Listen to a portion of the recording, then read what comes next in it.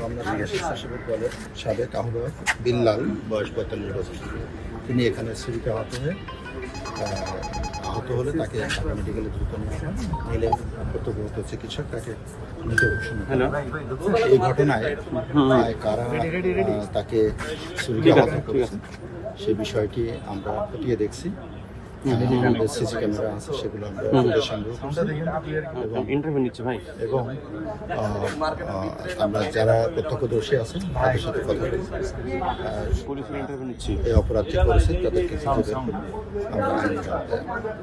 কিন্তু কেন এই মানে ছুরিকাঘাত করা হলো বা এই গ্রুপের সদস্য কারা? দুই গ্রুপের মধ্যে মারামারি হয়েছে আমরা শুনেছি, মানে দ্বন্দ্ব ছিল এখানকার চাঁদা তোলা নিয়ে।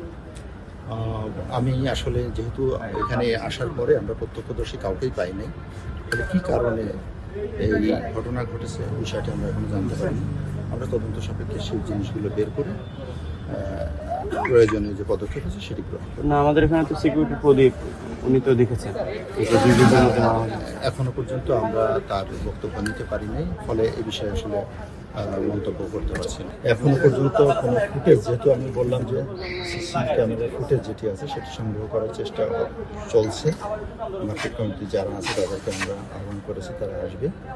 ফলে এই মুহূর্তে আমাদের কাছে কোনো ফুটেজ নয় কারা করেছে, এটা মূলত ওই ক্যামেরার ফুটেজ দেখলে বুঝতে পারি।